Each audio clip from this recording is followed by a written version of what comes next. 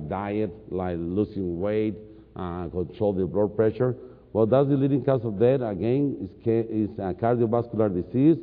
Second one, which is 500,000 of people every year dealing with cancer, dying from cancer, not dying with cancer. There's so many people that are taking chemo and radio, and they keep trying that until everything failed. That's when they go. Well, that's when they go, and well, sometimes it's too late. They call me and I say, "I'm sorry, but I don't like to. I like to be very straight with the patient always, and I like to be positive, but I need to be realistic, very realistic." So that's me when I used to get a mustache, which is like 20 years ago. That's me not long time ago. Time go fast. And that's when people come like that with many, especially the patients from Canada. Canada, they got a special system, which is, I don't know if it's worse or not so good like the United States, because they pay you everything. You don't pay anything. It's a social. So anyway, but the doctors don't pay too much attention to the patients, really. Poor Canadian people speaking about health, because they need to travel all the way here. But I got a very good cases. This is Hippocrates.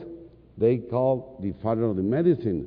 Medicine, I use a lot of home remedies. I learned through Dr. Roy Evers, because he used to use on the patient chelation plus oxygen bags and castor oil. And Hippocrates say many years ago, he said many things, but one of the things he say, let the medicine become your food, and your food become your medicine, which makes sense, because these days we don't pay too much attention to the knowledge that we have.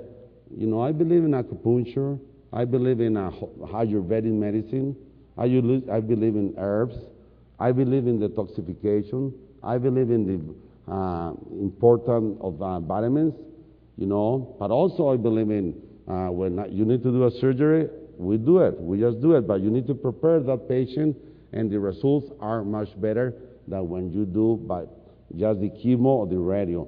Please, if you got a friend, give a call to one of my people here, the doctors, that they are my competition. But competition is very good, because may you be better, So I got some friends that I see, like Gary Gordon, Dr. Gordon, who I had a couple of drinks 20 years ago with him, and he's like a dynamite. I saw him yesterday, and he's 77, but he's in good shape. Well, I should not say his age, maybe. That's Paul Lenin about vitamin C. He's working on vitamin C, and that's Dr. Roy Evers. Oh, he was something else. One day, he was eating a hamburger on the kitchen, and I said, he was kind of, escondido, So I went with him and I said, "Oh, doctor, how come you're eating a hamburger? You are the very holistic doctor." And he said, "Do what I say, not what I do." And he almost, so that's the last time I asked, I tell what to do, because he knows what to do. Well, he's watching me, that I do my job good, and I try to learn. One problem he got, he was a workaholic. Patients, Monday to Sunday, every single day. We start to see patients 4 in the morning. Yes, and he used to have a place in Alabama, like 100 patients every day.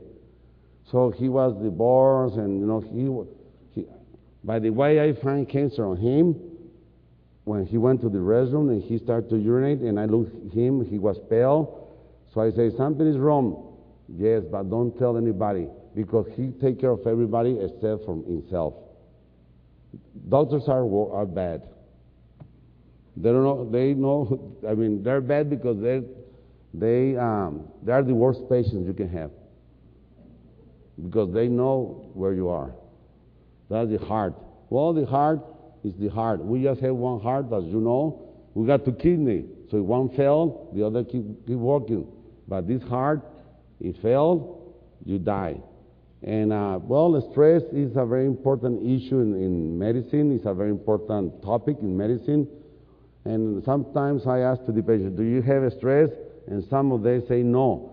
But I kind of laugh and I say to them, well, I think, and I'm not quite sure, but I think if I die, will not have a stress.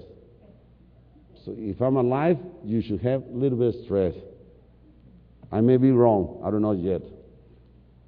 Then this is the artery. Arteriosclerosis is hardness of the artery. So that's when the artery gets blockage. Why?